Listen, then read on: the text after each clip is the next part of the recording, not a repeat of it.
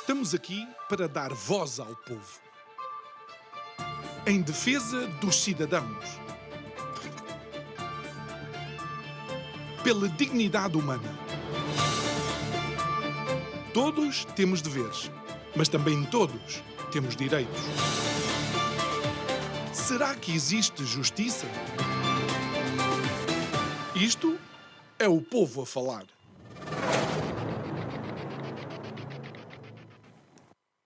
Se é verdade que durante alguns anos aquilo que era o diagnóstico para o voto dos jovens mantinha os jovens afastado da política, afastado do voto, afastado de alguma forma fazer a sua voz ouvir-se através da utilização da ferramenta mor das democracias, também não será menos verdade dizer que atualmente assistimos a uma viragem. Os jovens votam, os jovens querem ter voz na política, os jovens são uma alavanca da mudança das políticas dos governos em função, mas também uma alavanca para mudança de governos. Só que não está a vir, provavelmente, do espectro político de onde nós pensávamos que viria essa intervenção. Boa noite. Meu nome é João Nuno Pinto e isto é o Povo a Falar. Estou consigo de segunda à sexta-feira, neste mesmo horário. Emissão em simultâneo, Curiacos TV e Rádio Vida 97.1.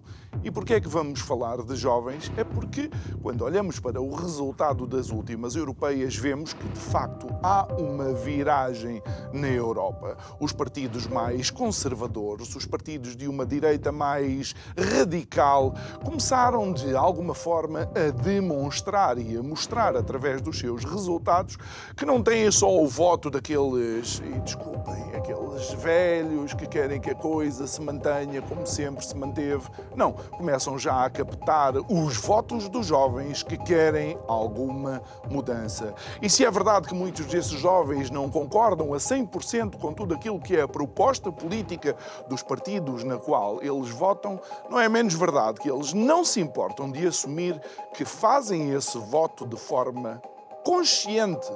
Digo eu, que não percebo nada disto.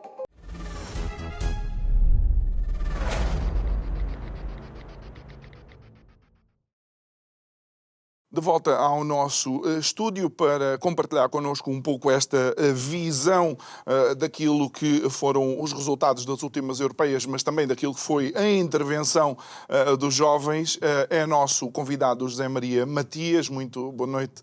Obrigado por estares aqui connosco. Mais uma vez, obrigado por teres aceito em tão pouco espaço de tempo o convite para estares connosco e teres refeito aí a tua agenda. Olha, José Maria, ainda antes de analisar os resultados uma vez mais. É verdade que os jovens andaram afastados da política, estavam mais preocupados, obviamente, provavelmente com algumas políticas identitárias, não tanto com o voto, não tanto com políticas de futuro ou políticas, digamos, de transformação da sociedade, mas neste momento os jovens estão mais envolvidos, mas surpreendentemente são os jovens conservadores que aparentemente estão a dar mais a cara a esta luta. João, muito obrigado pelo convite, é sempre um gosto. A ti digo-te sempre que sim, portanto agradeço-te sempre por estar aqui. Olha, eu acho que nós estamos a viver, antes de mais, um tempo extraordinário da história, que é essa participação dos jovens e que felicito-te porque tu sistematicamente tens dado voz aos jovens, tens estado consciente disso e confesso que é uma coisa um pouco rara de ver neste momento no espaço mediático toda essa questão e ainda bem que há este espaço também aqui para falarmos sobre isso. Eu acho que é muito curioso, para começar, esta questão de repente que os jovens começaram a querer participar mais ativamente na política. Eu estou desperto para esse fenómeno. Acho que isso de facto aconteceu e sobretudo veio ao encontro de uma década, sobretudo a primeira década do século XXI, em que parecia que havia um adormecimento geral dos jovens. Não sei exatamente.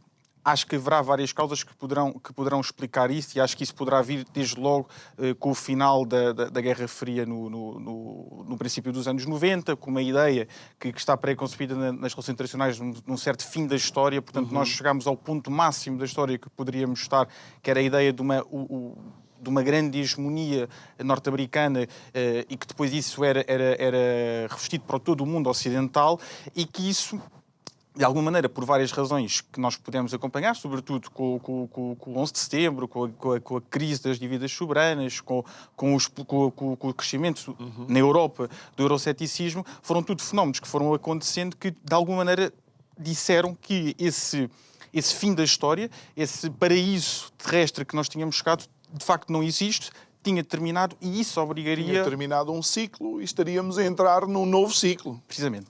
E ao estarmos a entrar num novo ciclo, os jovens, por serem jovens, são chamados a participar nessa mudança e dar a sua palavra. E eu acho que, em parte, é isto que está a acontecer.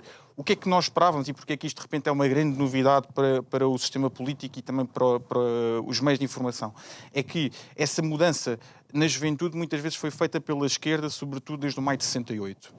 E era à esquerda que os jovens faziam ouvir as suas vozes e pouco ou nada acontecia à direita. E A esquerda era mais transformadora, por assim dizer, daquilo que era o status quo das diferentes sociedades. Precisamente. A esquerda absorve para si o pensamento construtivista na ideia de que nós conseguimos mudar as percepções da realidade e construir um futuro melhor. Esta ideia utópica, que no fundo é inalcançável. E, portanto, era isso que também, de alguma maneira, mobilizava o eleitorado jovem. Isso esbate-se com a realidade perante esta ideia de que, de facto, nós nunca vamos ter um mundo Perfeito. de arco-íris e de flores e de unicórnios. Acho que essa ideia está esbatida e, portanto, e como tal, de alguma maneira entra aqui também numa lógica, e depois também por fruto de políticas identitárias, guerras culturais, entrar aqui numa falência de ideias, de ideais, que também é uma coisa muito interessante que está a acontecer à esquerda e que, para já, ainda também não há soluções e não há alternativas. Portanto, também nós não conseguimos ver uma resposta da esquerda política ao facto de repente, ter perdido não só os jovens, mas depois também a classe trabalhadora. Portanto, todos aqueles que estão a entrar no mercado de trabalho, as famílias, portanto, tudo isso. E, de facto, a esquerda perdeu esse monopólio. E o que é que resta à esquerda?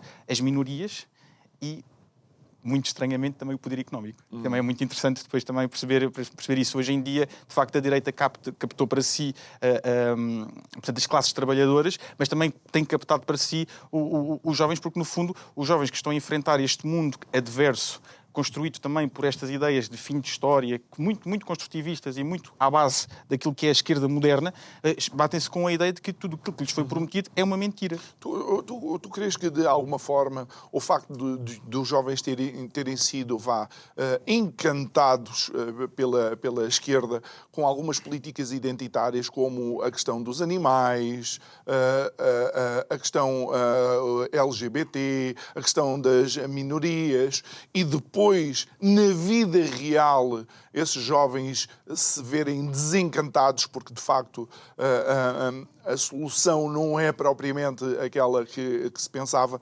faz com que haja uma transição, e quando eu digo transição no sentido do pensamento, e o jovem começa a olhar, digamos, para uma outra visão política e aceitar, por exemplo, uma proposta de que temos que regular a imigração, quando anteriormente era venham, são todos bem-vindos.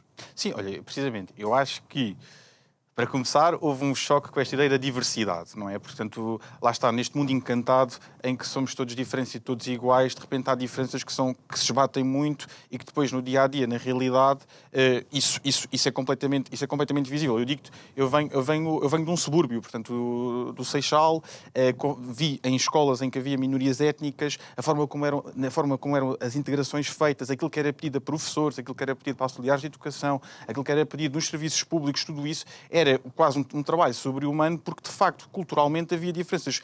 E isto não é nenhum tipo de preconceito, quer dizer, isto é a realidade esbatida na vida das pessoas, que há muito diferente. E, de repente, o poder político ignorou completamente esse tipo de necessidades, criou entropias muitíssimo grandes, pôs em causa a coesão social em vários países, nomeadamente em Portugal, e isso naturalmente tem trazido desafios muitíssimo grandes que também fizeram com que as pessoas e com que os jovens, já agora dizer isto, que viveram essas realidades, que estiveram concentrados nesses meios, mudassem as suas posições. E os jovens são pessoas absolutamente abertas à integração e a conhecer aquilo que é diferente, ou seja, seria mais fácil utilizar os jovens, digamos, numa onda de integração do que propriamente outro tipo de populações. Mas, por exemplo, olhamos para países que sempre foram países que integraram minorias. Eu recordo-me a primeira vez que eu vi pessoas muçulmanos vindos da Turquia foi quando, com 8 ou 9 anos, fui até à Suécia. São países que realmente agora estão a querer, eu não digo reverter, mas em diminuir substancialmente esse tipo de políticas que trouxeram até então. Isso é um ponto super interessante, é muito controverso dizer isto, é a minha convicção pessoal, e acho que isso, aliás, em França vamos ver isso, e estamos a ver isso também, portanto é possível de constatar isso. Parece-me, cada vez mais, que existe um choque muito, muito grande entre o islamismo, nomeadamente o islão radical, e aquilo que são os valores ocidentais de Jerusalém, Atenas e Roma, e aquilo que são, para nós, as nossas premissas fundamentais de estar na sociedade. Parece-me que essas diferenças se tornaram cada vez mais evidentes e cada vez mais antagónicas, sobretudo porque estamos a assistir a esse fenómeno migratório cada vez mais intenso e, sobretudo, porque, repara, acho que, fazendo esta ressalva, há um discurso do Erdogan muito famoso, coisa de 10 anos atrás, que dizia assim: nós não precisamos conquistar a Europa. Erdogan, acabado de ser eleito presidente da Turquia. Nós não vamos conquistar a Europa com armas e com guerras. Nós vamos conquistar a Europa pelas barrigas das mulheres turcas, pelas barrigas das mulheres árabes. Portanto, havia a ideia, já agora que também entra em conflito com aquilo que é a crise demográfica europeia, de que nós, se houver uma massificação da imigração islâmica e que se multiplique, como se tem multiplicado, nós, num espaço muito curto de tempo, em 50, 60, 70, 80 anos, iremos tomar a Europa toda sem ter que gastar um único cêntimo em armamento. Isso é uma ideia fundamental que tem feito escola, e isso basta ver já agora. Não é preciso ir muito mais longe. Basta, por exemplo, ir a Portugal e ver como é que, de repente, os nossos saltos demográficos estão a ser cada vez mais positivos. Isso é tudo derivado à imigração. Mas já agora eu pergunto-me, a imigração, e tem sido feito este argumento económico de que a imigração é uma coisa boa para a economia portuguesa. Mas eu pergunto-me, até que ponto é que isso será um argumento absoluto quando daqui a 40, 50, 60, 70 anos, se calhar menos, começarem a ser colocadas em causa as liberdades das pessoas de circulação, as liberdades das mulheres, as liberdades das raparigas, a sua segurança. Quer dizer, essa realidade pode ainda não estar a ser confrontada em Portugal, mas para cá até acho que já começa a estar. Quando falas na liberdade de circulação, eu lembro-me de 2019 para a frente, e não era nenhum árabe que estava à frente dos nossos governos, mas... Sim, é verdade. Mas esta ideia de liberdade, de emancipação, de olhar para a dignidade da pessoa humana, como nós olhamos com este olhar também, fruto deste encontro de Jerusalém, Atenas e Roma, olhamos para isso está colocado em causa. E se em Portugal isto começa a ser mais evidente, nós vamos a Paris, nós vamos a Berlim, nós vamos a Viena, nós vamos à Suécia. E isso já há indícios muitíssimo claros de que o nosso modo de vida, a nossa forma de estar, aquilo que nós acreditamos, os nossos valores europeus, vão ser colocados em causa. E isso, naturalmente, um jovem que cada vez mais tem consciência para isso, percebe isso. E é engraçado que tu dizes isso, porque, de repente, tornou-se um fenómeno muito engraçado que eu tenho visto no meu dia-a-dia de raparigas, adolescentes de 19, 20 anos, que eram votantes, ou que chegaram a votar até pela primeira vez, ou no Bloco de Esquerda, ou no Partido Comunista, ou até no Partido Socialista, que de repente começaram a votar à direita.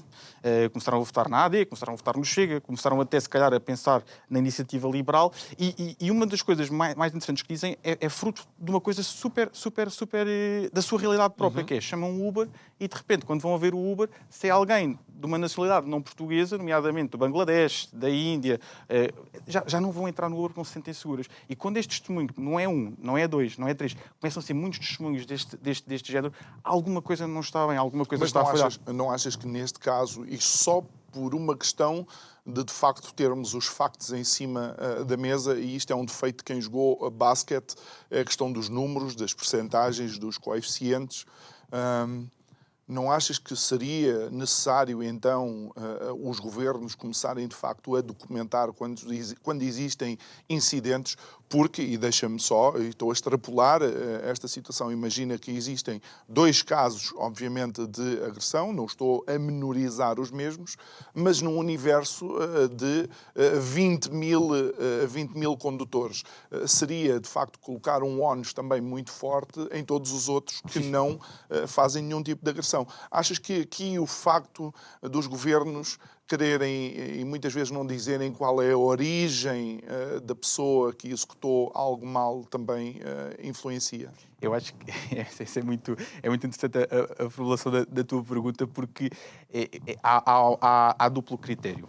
Quando são determinados tipos de agressão, em determinados tipos, a nacionalidade é logo dita. E é logo racismo. E é logo... Nós temos um caso muito interessante, agora há pouco tempo, de uma criança nepalesa que tinha sido agredida numa instituição de ensino. Depois percebeu-se que não era uma instituição de ensino. Depois percebeu-se que não era nepalesa. E depois percebeu-se... E ao fim de muito pouco tempo, foram 24 horas, 48 horas, que já havia declarações do Partido Socialista, do Bloco de Esquerda, de vários dirigentes políticos com responsabilidades políticas muito grandes na sociedade, que de repente perceberam que estavam a comentar, a fazer uma generalização muito feia da sociedade portuguesa, com base numa notícia que era evidentemente mentira. E como deves imaginar, eu condeno qualquer agressão, qualquer criança sofre. E isso não é a nacionalidade da criança, é a última coisa que eu vou estar preocupado perante a agressão. Vou estar preocupado com a agressão. Claro. Mas quando faz esta pergunta de o que é que devemos fazer, se fizesse essa pergunta, o que é que devemos fazer a dois motoristas que tenham uma nacionalidade distinta, que sejam imigrantes, que façam uma agressão dessas e que esteja comprovado pelo Tribunal que essas agressões foram feitas, para que não haja o estigma sobre os outros 20 mil, 30 mil, 40 mil, o que for, para mim é simples, é deportação. Não há condições para que essas pessoas estejam num país que não é o deles. Ok, e isso passa depois pelo Código Civil. Sim. E qual é a pena que, de facto, o Governo queira aplicar. Mas eu digo em termos da sociedade, se não seria, de facto, importante, em vez de não dizer nas notícias, de mencionar nas notícias, pelo menos quando transitasse em julgado a sentença, essa questão.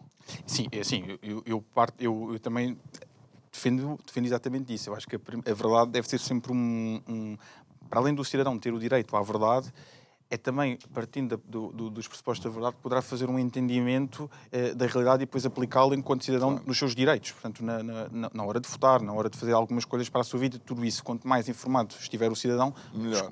Escolhas mais conscientes deve fazer. Portanto, essa promoção, completamente contigo. Claro. Muito bem. Continuamos naquilo que foi, de facto, a votação jovem nas eleições europeias, que fizeram com que uma das democracias de referência, uma das repúblicas de referência da praça, que é a República Francesa, fosse, de facto, a votos. Na altura em que estamos a gravar, foi a primeira volta, não é? O partido da Marine Le Pen ganhou de forma categórica. O que é que isso te diz? E, mais uma vez, o quão importante pode ter sido o voto jovem para que Marine Le Pen vencesse?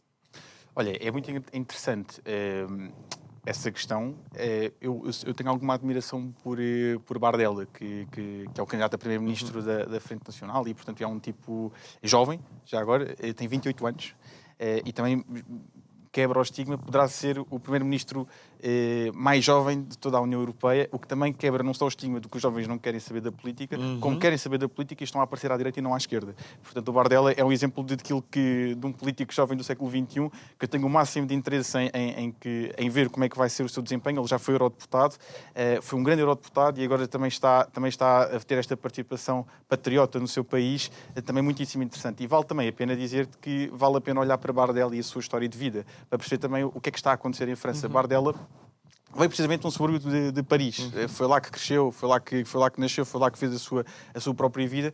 E é interessante porque ele constatou no seu dia-a-dia os problemas sociais que os subúrbios muitas vezes foram deixados completamente à sua sorte, sem o apoio do Estado francês e que as pessoas literalmente viram as suas vidas, ou veem as suas vidas, numa autêntica roleta russa. Portanto, e sem essa segurança, com graves problemas nos serviços públicos, com questões étnicas também muitas vezes complicadas, com violência, com delinquência, com uma série de coisas. É nessa realidade que Bardella cresce, é nessa realidade que Bardella decide que quer fazer alguma coisa pelo seu país, e é já agora, é nessa realidade que Bardella tem sido tão bem sucedido politicamente, é porque também só mostra que aquilo que ele viveu enquanto jovem, enquanto francês e tudo isso, era verdade. E não só era verdade, como isso tem tido essa expressão eleitoral significativa. Portanto, eu acho que aquilo que está a acontecer em França, deixa-me dizer-te, é um sinal de que a França, do final do século XX e do princípio do século XXI, como projeto político, está em grande falência.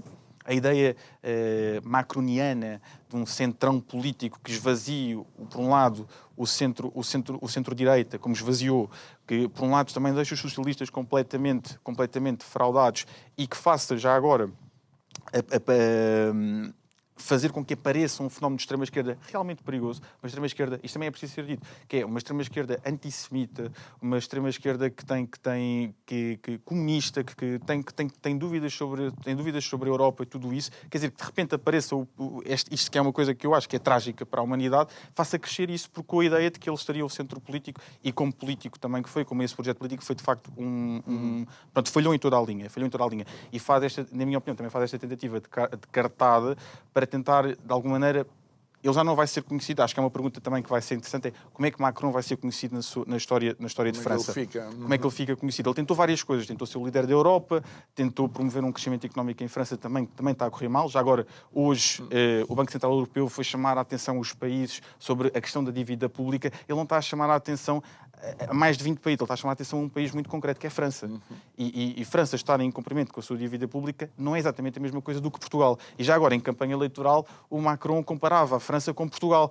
E isso, quando acontece, para mim, já agora, eu acho que quer dizer, Portugal é grave que não cumpra a sua dívida pública e nós a gente já vai ver nos quartos de final se dá para comparar. Não estamos a falar de futebol. Não estamos a falar de futebol. Tá. Mas só para dizer isto, eu acho que criou-se também, acho que o Macron perdeu completamente todas as batalhas políticas que queria e tentou esta última, que era ser ele que iria parar a direita de Marine Le Pen.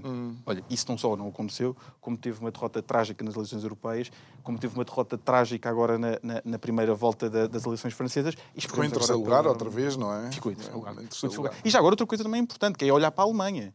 Porque o Macron teve um resultado trágico, mas o Partido Socialista Alemão... Sim, exatamente. Ficou em terceiro lugar. Não passou primeiro, segundo, terceiro. A AfD ficou em segundo, a CDU ficou em primeiro. Portanto, também não, e os parceiros políticos que suportam a coligação, portanto, os verdes e os liberais, na Alemanha, também tiveram resultados medíocres. Portanto, já agora, as eleições europeias também têm este peso político que abalou tanto o sistema político francês como o sistema político alemão, que é precisamente o coração da Europa. E, em ambos os casos, nas eleições europeias em França e nas eleições europeias na Alemanha, a expressão do voto no jovem foi relevante para dar resultados muito sólidos à direita. E, portanto, já agora também mostra uma vez mais essa... Olha, deixa-me colocar-te aqui um desafio de percepção, porque nós olhamos, por exemplo, para a França. Eu digo um nome como Zinedine Zidane, é uma segunda ou terceira geração de origem argelina. Há um Gamel, um cómico espetacular que só tem um braço. Gamel, agora não me lembro o nome dele, ele era um dos arquitetos do Asterix e Cleópatra, portanto, um cómico fantástico. E, no entanto, eles são pessoas, apesar de terem origem não francesa, são uma geração que se integrou, trabalhou, cresceu, teve os seus filhos, fez o seu percurso profissional. Mas parece que há uma geração jovem, já nascida em França, mas de origem de países ou do Norte da África ou de alguma África subsaariana que fala francês, que não conseguem essa integração. Será que a economia é que tem sido o grande drive para esta guetização e para esta insatisfação destes jovens? Essa é uma pergunta para 1 milhão de euros. É evidente que eu acho que a economia tem peso fundamental. Ou seja, como em qualquer parte da Europa, as expectativas que são criadas aos jovens desde que entram na escola até ao primeiro passo em que têm que fazer as suas opções para as optativas, isso tem a ideia de que vão ter uma vida melhor do que os seus pais, que é a ideia de qualquer jovem aspira, e já agora a ideia da evolução da espécie humana é essa. E qualquer pai aspira para o seu filho. Exatamente. E isso também em bom da verdade, isso deve ser dito. Portanto, essa ideia, de alguma maneira, fruto de várias circunstâncias, nomeadamente desta mudança de ordem internacional que também estamos a assistir, esbate-se um bocadinho. Acho que se esbate um bocadinho também com responsabilidades da esquerda política, muito dos média. Eu estou a bater nos média, mas não é em ti, mas sabes quem é que eu estou a bater? Mas, sei, mas em mim eu sei que não é. Não é. Não, mas num certo establishment que decidiu que, depois também está no meio universitário, sobretudo no meio universidade, que é lá que começam essas ideias, de que era preciso fazer um acerto com a história. E que era preciso revermos a história, era preciso criarmos anátemas sobre a história. E essas ideias que geram certas revoltas sociais, certas inquietações que estão a acontecer na sociedade, que também nos jovens têm uma repercussão muito forte. E depois uma coisa que também tenta-se fazer isto, já agora isto foi sempre falhado ao longo da história do século XX, no século XXI ainda estamos a perceber, que é a ideia de que nós podemos criar um elo mais forte do que propriamente a nacionalidade. Isto foi visto com o marxismo, nomeadamente no marxismo italiano, quando se queria dizer que aquilo que mais ligava às pessoas era a classe de trabalho com que as pessoas tinham. Mas depois percebeu-se que não, quer dizer, aquilo que mais ligava às pessoas era a sua nacionalidade, o facto de serem italianos. Hoje está-se a tentar fazer um bocadinho isso com base na cor da pele, com base na orientação sexual, com base numa série de outros pressupostos que, não, aquilo que me liga de facto não é a nossa nacionalidade, é o facto de ser do género 56, que também existe. Portanto, e essas ideias são perigosas e criam divisionismo na sociedade que também estão a gerar comportamentos de alguma inadaptação, de alguma exclusão social por parte disso. Isso é uma coisa que me preocupa imenso, porque se nós queremos ter sociedades ocidentais evoluídas, desenvolvidas e integradas, todos têm que fazer parte dessa sociedade desenvolvida e integrada que nós queremos. E o que nós estamos a assistir é que franjas da sociedade francesa, portuguesa também começa a acontecer, simplesmente não querem. No caso, e acho que aqui é preciso distinguir duas coisas. A distinguir aqueles que são fruto, portanto, são filhos de imigrantes de segunda ou terceira geração, daqueles que de repente estão a vir massivamente para a Europa, nomeadamente para a França. E, portanto, estes filhos de segunda ou terceira geração, penso que estejam a sofrer com estas questões de revisionismo histórico que são complicadas, mas que nós temos que também dar respostas políticas à direita para fazer um melhor enquadramento disto. Mas nós estamos a assistir também a uma massificação de uma imigração que vem, que não fala a língua do país para onde vão, que não está interessado em aprender a língua do país para onde vão, que estão à espera de uma ideia da Europa de Estado Social que vai nos subsidiar aqui e ali durante ad eterno, sem sabermos muito bem como é que se isso tudo paga, e essa ideia neste momento percebe-se que não tem capacidade para e nem sequer a Europa pode se dar ao luxo de estar assim nessa porta aberta que tem sido o caos que isso tem. Aliás, a grande conclusão das eleições europeias é que aquilo que os europeus estão de facto preocupados é com a imigração. É a imigração que está a colocar em causa, está a dar cabo das classes médias, está a dar cabo do estilo de vida europeu, está a dar cabo daquilo que é a ideia da Europa, que sempre foi como projeto europeu de cooperação, de paz e de prosperidade. José Maria, de alguma forma, e não querendo ser desagradável, eu creio que a perda de poder de compra foi o grande fator de insatisfação, porque enquanto a Europa foi capaz de navegar uma onda de crescimento económico em que o europeu podia fazer férias onde queria, em que o europeu podia adquirir aquilo que queria sem grandes dificuldades, e depois começamos a pagar contas de luz e de combustível absolutamente absurdas. Começamos a ver que já não podemos ter o último telemóvel com a facilidade que tínhamos anteriormente. Eu creio que a economia e a perda de poder de compra é que foi um grande despertar. Não estou a dizer que o europeu é interesseiro, só estou a dizer que, se olharmos para a história, se de facto há um continente que teve uma estabilidade económica para as suas populações, foi a Europa. Crees que, de facto, esta Europa que está mais preocupada a promover uma guerra e está mais preocupada com questões que não trazem um verdadeiro desenvolvimento económico, qualquer dia vai ter uma outra surpresa desagradável, um outro Brexit, alguns, eu acho um Intelexit ou qualquer coisa assim.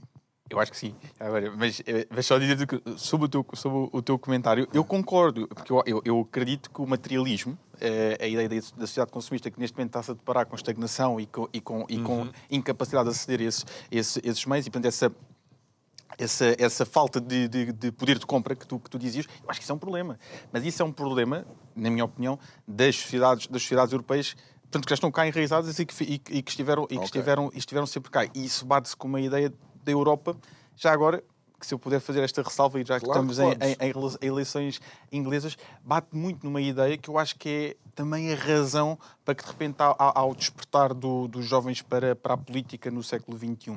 O Roger Scruton, num livro que é How to be a Conservative, que já agora é um livro que eu recomendo para também que se percebe muitas coisas. Ele, às tantas, dizia uma coisa muito, muito, muito interessante. Os ingleses entraram na União Europeia em 73, não estou em erro, e ele fazia um diagnóstico disso, portanto, ali no final dos anos 80, e às tantas dizia uma frase que eu acho que é soberba, porque resume muito bem o que é que foi a Europa antes do final da Guerra Fria, mas já em período de degradação da União Soviética, e depois no decorrer dos anos 90 até chegar ao Brexit, que é, prescindimos, portanto, entregámos a soberania à Europa, a economia aos gestores e a educação aos socialistas. E este, de alguma maneira, tinha sido um consenso estabelecido pela esquerda e pela direita. A direita só falava de economia. E, portanto, a soberania estava entregue aos gestores. Portanto, a ideia também, já agora, de que não vamos criar riqueza, vamos gerir a riqueza que temos. Também, que isso também é um problema. E, portanto, a educação ficava aos socialistas. É claro que a direita, erradamente, a meu ver, a prazo está a pagar isso. E o que acontece, sobretudo com a eleição de Donald Trump e com o Brexit, é que já agora Trump tem essa capacidade que é um líder político que vai a um partido de direita, de centro-direita, e consegue refundá-lo por dentro de maneira a tornar-se atrativo e poder ganhar e já agora estabelecer toda esta nova ordem que estamos a acontecer. Portanto, eu acho que esses acontecimentos, portanto, esse Trump, de alguma maneira, desperta para todas estas realidades. Podemos dizer que Trump é, digamos, o pontapé de saída para aquilo que tem sido alguma mudança até nas lideranças ocidentais. E que permitiu uma coisa que não estava a acontecer à Europa, que era, se Trump não existisse, como é que a Europa conseguia ganhar eleições? Como é que a direita, aliás, conseguia ganhar eleições? Como é que só tínhamos Orbán na Hungria? Que já lá estava desde 2010. Mas, portanto, sem Trump, dificilmente nós estávamos a assistir a este fenómeno de que era, de repente, há diferenças nos países europeus, quase todas mais ou menos por esta ordem, de 10, 12, 13, 14% entre a direita e a esquerda. Já agora a favorecer a direita. Portanto, muito com voto de quem? Com voto do jovem. Isso. Olha, outra questão que já vamos ouvindo alguns comentários é que, de facto, nos países onde a direita radical já chegou ao poder, nomeadamente, olha, Itália, não houve nenhuma hecatombe, não houve prisões políticas, não houve saneamentos de órgão de comunicação social que fossem adversários dessa visão política. O que há é, de facto, políticas diferentes daquelas que eram as anteriores. Mas porquê é que agora, com a vitória de Le Pen, já voltou o espectro do racismo, da xenofobia, quando já comprovadamente se viu que noutras latitudes não foi isso que aconteceu? E vai voltar sempre. E, portanto, sempre que nós tivermos eleições e sempre que a direita patriota estiver prestes a ganhar eleições, nós vamos ter esse discurso a acentuar-se. E já agora eu acho que aqui o perigo disto é o perigo da linguagem. Porque nós, de repente, não conseguimos disputar uma eleição com esse fair play democrático que deve existir. Isso é uma coisa que se perdeu com pena, já agora, e de repente tudo é o tudo ou nada. Portanto, nós estamos a jogar a democracia. Portanto, eu hoje li uma peça do Público, que eu não percebo como é que se chama ao Público Jornal, mas pronto, mas isso é outra questão, que o Público às tantas dizia assim... Só sofres porque queres, se vais ler... Não, apareceu-me, não tenho o feed, apareceu, o feed tá não discrimina, isso e devia discriminar, claro. Bem, mas isto só para dizer, cá tantas o Público diz... Nós estamos a escolha entre o Biden e o Trump, entre um democrata e era uma coisa mais ou menos nesta linguagem. E eu acho que isto é perigosíssimo. Quer dizer, Trump já foi presidente dos Estados Unidos, governou o país por 4 anos, impediu guerras, então, ao nível da política externa, foi extraordinário. O Trump foi o primeiro presidente em muitíssimo tempo a não disparar um único tiro. Esteve muitíssimo bem na Coreia do Norte. Disparou. Aquele que matou aquele general que era o líder da guarda da guarda iraniana. Pronto. E foi um drone. Pronto. Mas não só estou a... Tudo bem. Para que não digam depois, disparou, depois vais a um fact-checker qualquer. Tudo bem, tudo bem. Mas isto vai dizer Podes que... não te lembrar. Sim. Mas, por exemplo, quer dizer, uma coisa que me surpreendeu bastante, eu acho que isto é histórico, eu acho que já agora o Trump devia ter tido um Nobel da Paz por isto. O Obama não, mas o Trump devia. Que era pela relação que ele teve com a Coreia do Norte.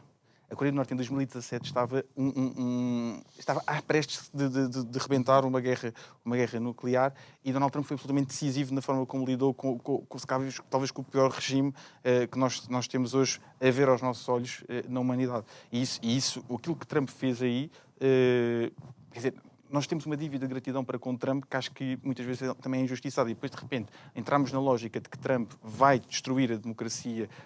Acho que é também já agora a lógica do radicalismo do discurso que não ajuda, e isso aconteceu também com Meloni, e depois nós vamos a ver, pasme-se, quer dizer, de repente Meloni passou a ser uma moderada. Não sei se também viste, às tantas também os média começaram a dizer Meloni passou a ser uma moderada, passou a ser uma alternativa à direita. Portanto, passamos muito facilmente do 8 ao 80, e eu acho que não se percebe que essa polarização, muitas vezes, para além de ser...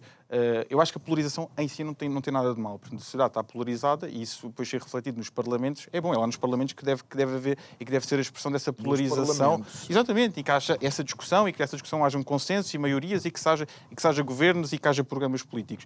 Mas que, de repente, essa polarização seja uma polarização falsa, sob pretextos falsos, sob premissas falsas, isso cria uma incompatibilidade entre o eleito e o eleitor, e já agora só gera problemas de credibilidade a quem os promove. Que a curto prazo podem ninguém ligar, mas a longo prazo cria problemas muito sérios. Já agora, no caso do público, é evidente. E no caso de todos os meios de comunicação social que fazem estas abordagens, é evidente. É que já ninguém quer saber deles. Que já ninguém quer. Já agora, tiveste aqui o Sérgio Tavares, que eu tenho uma grande admiração por ele. O Sérgio Tavares define-se como cidadão jornalista, não é? E o que é um cidadão jornalista? É uma pessoa que percebe que aquilo que recebia das notícias e dos meios de informação não correspondia à verdade. E ficou tão assustado com isso, indignado com isso, que sentiu-se na necessidade de procurar a verdade, de procurar informar, de ser ele o próprio receptor da informação, e partilhar com aquilo que são os seus amigos, com os seus admiradores, e de repente, pasme-se, se eu não estou em erro, tem 500 mil seguidores. Quer dizer, isto tem mais, já agora tem mais seguidores do que muitos jornais grandes, se calhar do que o Expresso e do que o Público. E isso pouca gente fala no... E a verdade é que quando olhamos também para esta utilização dos meios de comunicação social, inclusive relativamente àquilo que são os resultados das eleições, eu achei que não foi colocado o ónus necessário na vitória, de facto, digamos, dos partidos mais à direita, os partidos mais radicais. Isso vem na senda de uma comunicação social que está, de alguma forma, engajada com uma agenda que não é uma agenda de informar, mas é uma agenda de propagandear. Acho que sim.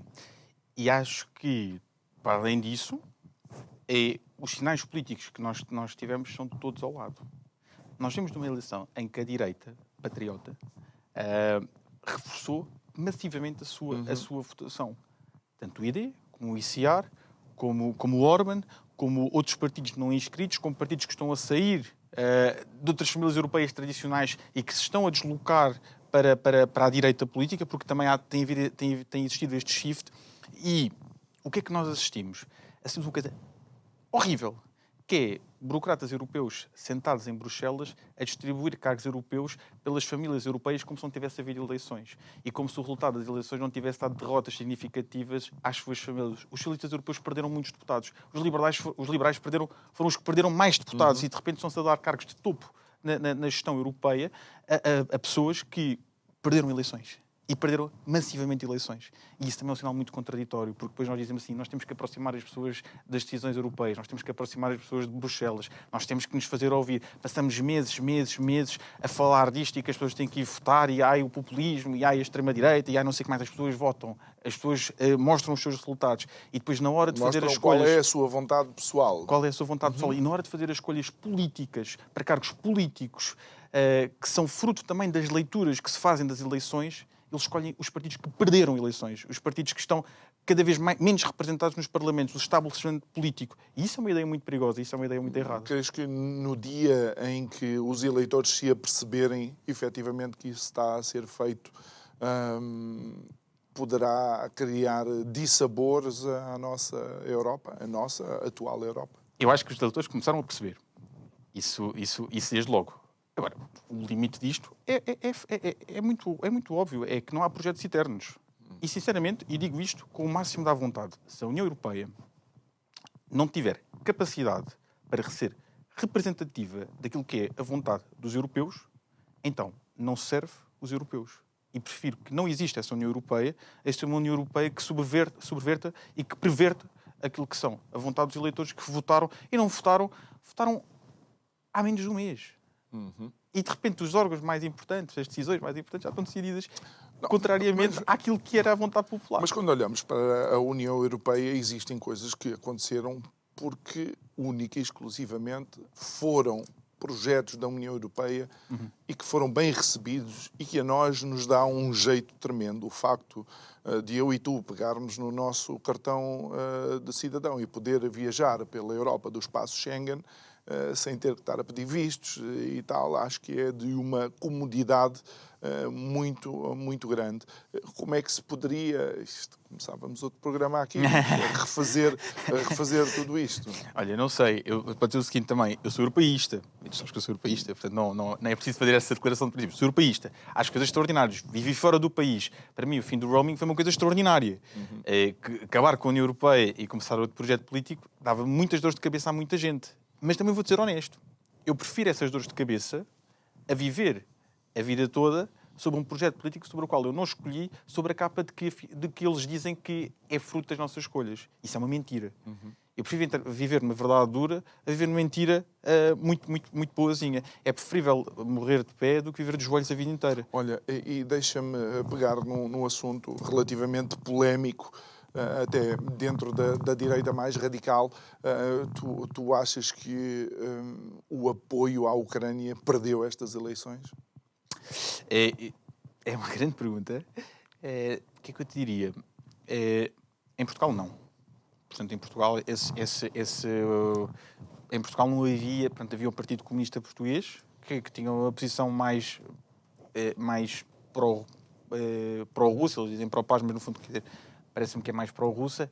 Essa expressão, portanto, era o único partido que se apresentava nessas eleições com possibilidades de eleição, perdeu um eurodeputado. Portanto, em Portugal é um país que tem manifestado um apoio massivo à Ucrânia. Aliás, é dos países que tem mais... Não sei se é pela... Mas Macron foi o líder político que disse que teríamos que pôr tropas europeias no terreno e bombardear território russo caso fosse necessário. Sim.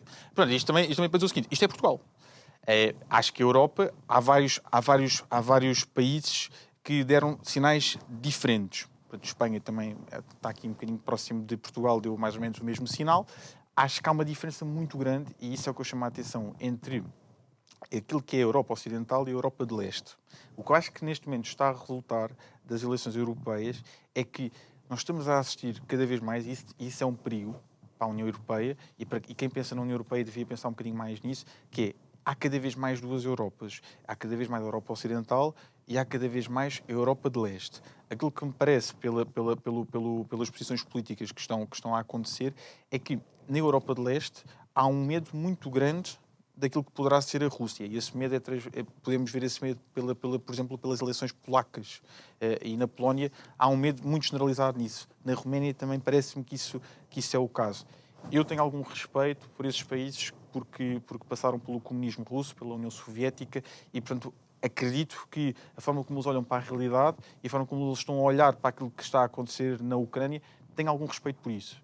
E, portanto, há um cansaço da guerra, que dura há muito tempo, e já se percebeu mais ou menos qual será o desfecho da guerra.